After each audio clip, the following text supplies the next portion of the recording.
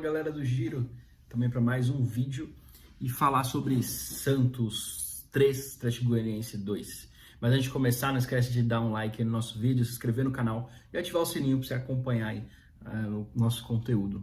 Mas vamos lá, para falar um pouquinho sobre esse jogo, eu não tenho como não falar de novo do nosso estagiário. Eu queria começar falando, inclusive, sobre isso. Nosso treinador, eu repito, ele é estagiário. O Santos ganhou de verdade, apesar dele. E Santista, né, vamos falar bem a verdade, vamos agradecer aquele começo de campeonato com o Fabian Bustos, onde mesmo a gente sendo muito prejudicado, a gente conseguiu fazer uma boa gordura e que isso tem feito muita diferença nesse momento brasileiro. Mas também se deve muito a essas trocas de treinadores e vários treinadores meia boca ao resultado que a gente tem hoje no Santos. Falando um pouquinho do jogo, né? No primeiro tempo, o Santos muito mal, né? Ele, apesar de ter feito o primeiro gol, o Santos já vinha mal, né? O nosso estagiário, ele gostou aí de colocar Sanches jogando junto com o Camacho, não tem possibilidade nenhuma. Eu, assim, nada contra o Camacho, eu acho que dá para fazer parte do elenco, só que ele não é primeiro volante. Aí você perde o Rodrigo Fernandes pro cartão, você entra com o Camacho, putz, é de doer. Já em um jogo e nos próximos jogos onde para o Santos não muda muito o campeonato, talvez se fosse um momento para testar alguns garotos da base, ver alguém que podia treinar, não. Ele vai lá e bota Sanches e bota Camacho junto para jogar. Eu até concordo que o Carabarral tem que jogar, até pelo que o Santos gastou com ele, então precisa dar oportunidade para ver, se é um momento de ver. Mas com Sanches e Camacho junto, era pedir para acontecer o que estava acontecendo. O Santos foi pressionado, o time deles corriam mais, parecia que eles estavam jogando a final de Libertadores e o Santos estava jogando a pelada. Eu, no começo do jogo, eu estava sentindo que eram os casados com os solteiros, né? E lógico, obviamente, que o Santos era o time de casados, né? E isso fez muita diferença. E quando vai para intervalo, volta no segundo tempo, o que a gente percebe é que o nosso treinador não mexeu em absolutamente nada.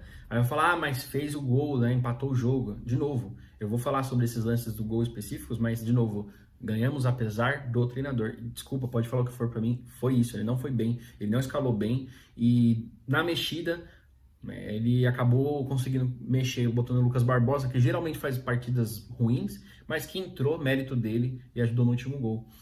Natan foi mal. Jogou mal hoje, de fato, tá? Mas não tinha também outra opção.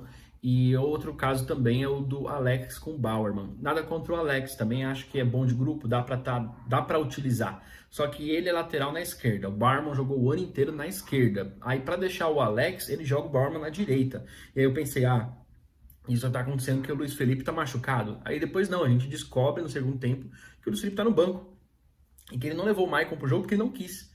Então é muito complicado isso, sabe? Não dá pra ser pardal. O jogador tem que jogar no lado que ele joga. O cara, não sei se o Bauerman é canhoto ou é destro, de verdade eu não lembro. Mas se ele jogou o ano inteiro na esquerda, você não vai ficar deslocando o cara para encaixar outro, se você tem o da direita ali para jogar.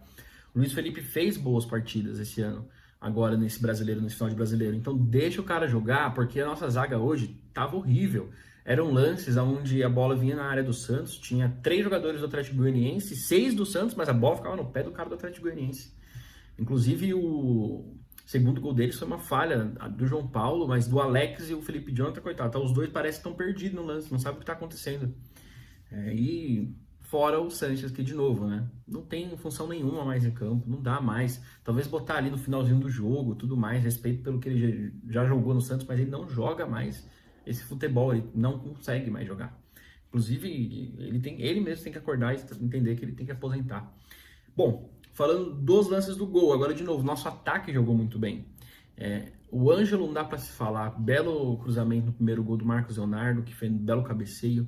Também no segundo gol, onde ele pressionou o zagueiro toca em cima dele, ele trava com o zagueiro, sobra a bola, Lucas Barbosa bate muito bem de primeira, tirando do goleiro. E que belíssima jogada do Marcos Leonardo, né, que pega a bola em contra-ataque, ele vai levando com 2 na marcação, e quando chega lá ele dá um giro e toca para o meio, né, onde o Lucas Barbosa, que mérito, que acompanhou a jogada, foi lá e fez o gol. E eu fiquei com receio dele perder, viu, porque a gente já viu ele perder uns gols esse ano, mas tem que ter paciência também, porque ele é novo, o primeiro ano dele de profissional. Mas esse é o ponto, sabe, o Santos ganhou com muitas falhas defensivas, ele ganhou com meio de campo inexistente. No segundo tempo, quando entra Sandro e Zanocelo, melhora um pouco aquela questão toda, mas entrou com 28 minutos do segundo tempo. Então isso tudo atrapalha bastante o clube. Mas eu gostaria de falar sobre 3 jogadores específicos dessa partida, que é o Ângelo. Gente, esse menino é muito diferente. Dá para perceber, ele, apesar da idade, eu tenho um torcedor que eu conheço, torcedores que eu conheço que falam que o Marcos Leonardo e o Ângelo tinham que estar na base, subindo ainda, que perderam tempo de subir muito cedo. Tudo bem, ok, beleza. Só que o Marcos Leonardo marcou 12 gols nesse Campeonato Brasileiro. Não vou nem falar do ano inteiro, marcou 12 só no Brasileiro. Ainda hoje deu assistência, tem assistências também. O Ângelo tem poucos gols, ele tem 1 gol no Brasileiro e agora 6 assistências com a de hoje. Fora que a jogada do segundo gol podia ter dado uma assistência para ele também, né? Então isso diz muito, fala muito deles, eles têm que jogar, falta treinador para eles. E o Lucas Braga, e esse cara que é um cara que eu gostaria de ressaltar, que é o Lucas Braga, a gente às vezes fala muito mal dele, fica nervoso, só que o Lucas Braga, ele é um jogador que é muito útil dentro do elenco. Pô, desde que o Soteldo saiu machucado, ele pegou ali e ele tá jogando bem, ele não vem jogando mal. E é sobre isso que eu queria falar, porque diz que o Santos precisa de fato vender um jogador. A gente sabe que Marcos Leonardo e Ângelo provavelmente serão as propostas mais altas que devem vir. Talvez propostas que resolvam a parte financeira do Santos. Mas eu, sinceramente, eu acho que mais um ano com os dois juntos ia ser muito bom para o Santos. Eu acredito que o cara que a gente poderia fazer dinheiro nesse momento é o Lucas Braga, que está terminando em alta. Dá para o Santos pedir um pouco mais do que já vem pedindo. A última pedida acho que foi 4 milhões de dólares, né? Acho que até chegaram no valor, o Santos não aceitou. Mas dá para o Santos, depois desse campeonato, conseguir um pouquinho mais, chegar aí talvez na casa de uns 30 milhões e talvez aí conseguir segurar o Ângelo e o Marcos Leonardo. Essa é a minha vontade de torcedor, apesar de saber que provavelmente não é isso que vai acontecer. Provavelmente ou o Marcos Leonardo ou o Ângelo serão vendidos e a gente vai ter que ficar só nisso com os dois. Mas eu fico imaginando o que eles fariam daqui 1, 2 anos aí no futebol brasileiro se eles ficassem aqui no Santos. Torço para que pelo menos um deles fiquem, mas eu gostaria muito que ficassem os 2 jogadores aqui na Vila Belmiro. Agora, falar um pouquinho também sobre o que essas escolhas do Rueda têm feito com o Santos. E eu peguei aqui a liberdade de poder pesquisar quais foram as premiações desse ano, tá? Vou falar só desse ano, dos campeonatos que o Santos jogou. Aí é pra gente ter uma ideia de quanto que o Santos pode ter perdido de dinheiro, tá? Lógico que a gente vai trabalhar um pouquinho com hipóteses, mas time ruim geralmente agrega isso, tá? Então, começando pela Sul-Americana, o Santos foi eliminado nas oitavas de final e naquele momento ele deixou de receber uma premiação, né, de 2,3 milhões. O Santos, então, ele parou nas oitavas, poderia, na minha opinião, chegar pelo menos na semi, que a gente teria mais uma premiação de 2,8 nas quartas e 3,8 na semi. Quando a gente fala de Copa do Brasil, o Santos saiu nas oitavas, né, onde a premiação era 3, tinha nas quartas mais 3,9 milhões, semifinal 8. Talvez aqui na Copa do Brasil eu acho que dava sim para ter passado do Corinthians, apesar de reconhecer que o Corinthians tem um time um pouco melhor do que o Santos, mas também eu acho que dava, se tivesse um treinador diferente, dava para ter competido mais. Então eu considero que pelo menos até as quartas daria para o Santos ter chegado. Campeonato Paulista, nem vamos falar dele, é difícil achar também o valor de premiação, mas, poxa, a gente não sai nem a fase de grupo 2 anos seguidos, o que isso é muito ridículo para um time como o Santos. E aí eu queria chegar no Brasileiro. Só que no Brasileiro eu até vou defender que são 2 pontos. Eu vou fazer depois um vídeo sobre todos os erros de arbitragem que teve pro Santos, contra o Santos nesse Brasileiro. Só que só pra gente ter uma noção, uma ideia de premiação, toda colocação do Brasileiro, até a 16ª, né, ele vai ter uma premiação. E de acordo com o GE, tá na Globo, ele saiu, e ali eu vou falar a Zona Santos, né, que é todo ano. Se o Santos terminar agora entre o 12º, que dá uma premiação de 18, até o 10º da premiação de 24,7 milhões de reais. Se ele chegasse em 8º, que era possível, dá 29,2 milhões. Aí tem alguns pontos para se pensar a respeito dessas premiações.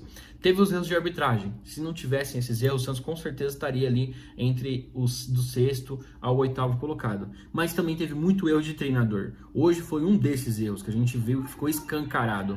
Então essas coisas são cada vez mais normais de acontecerem, tá? Eu levei uma liberdade aqui de fazer uma conta por cima, e por cima o Santos esse ano deixou de ganhar 37,3 milhões de reais só por causa das suas colocações. Lógico, vou fazer uma previsão aqui que o Santos não vai chegar entre os 8 primeiros do campeonato.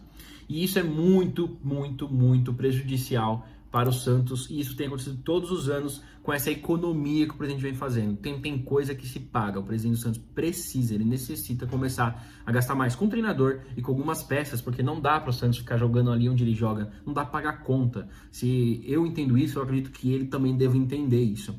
Então é torcer para as coisas melhorarem. Essa é a visão que eu tenho desses últimos jogos, do último jogo do Santos. O Santos não vem jogando bem. Ah, mas foi de 3-2 com o Flamengo, foi prejudicado? Foi, eu mesmo fiquei muito bravo com aquele jogo. Só que no final, o fato da gente ter um estagiário também atrapalha e muito. Bom, é isso. Depois comenta aí, fala o que vocês acharam do vídeo, o que vocês concordam, não concordam. O presidente do Santos está certo em ficar economizando tanto? Bom, é isso. Até a próxima.